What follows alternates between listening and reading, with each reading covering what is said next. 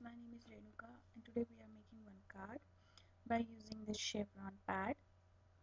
They are having very happy colors with them, and today's technique is embossing and layering.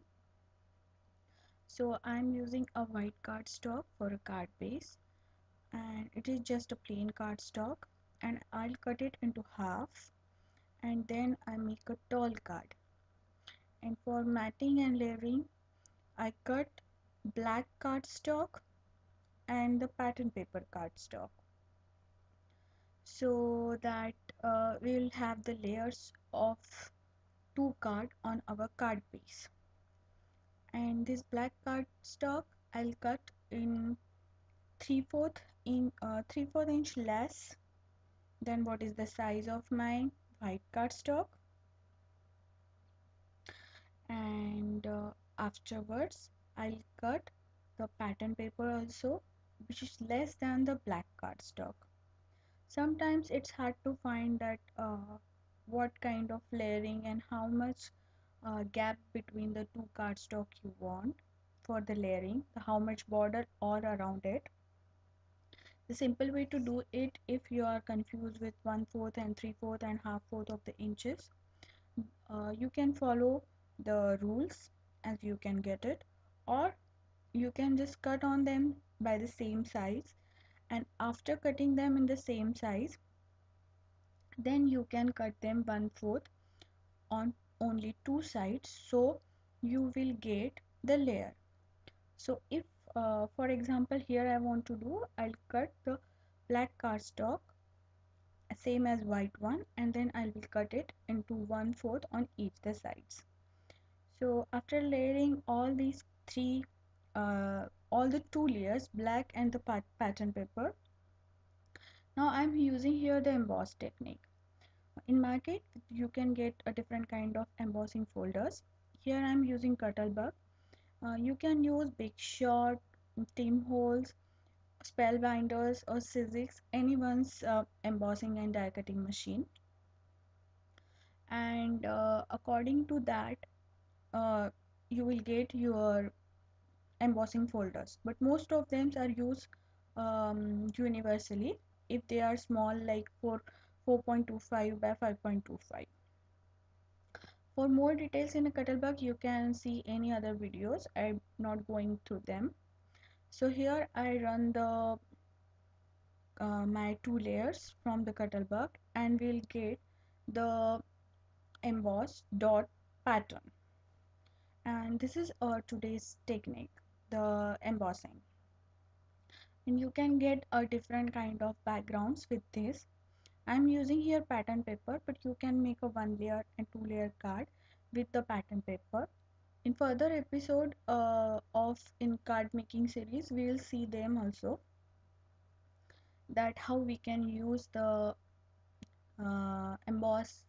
embossing as the card base, or how we can partially emboss the things and others. And here for embellishment, you can took any kind of flowers or ribbons or brads. Here I am using the brads and flowers, and these flowers are die cut by Sizzix daisies dies. And in further episode or the next episode, we'll talk about the dies and how to use them. But you can make flowers from your punch also, or you can just draw the patterns on the paper and cut it by scissor and make flowers. These things are optional, and these are a little bit critical to say what to use or what to not. You can use any kind of embellishment to decorate your card. So I hope you enjoyed today's card. It is very simple, and we learned today a new technique, that is embossing. So for rest of it, you can just enjoy the music, and see you soon. If you like my channel, please subscribe to it. If you have any kind of questions, please let me know. I will help you with that. If you want to share my projects, go ahead and share them. And you can follow me on Pinterest You can follow my blog for the product list and other details and pictures of the project, and you can see many other things going around here. So you can see my Christmas card series also. These cards are very basic, so you may get inspired with them and you can make another project. So have a crafty life, and bye bye, take care.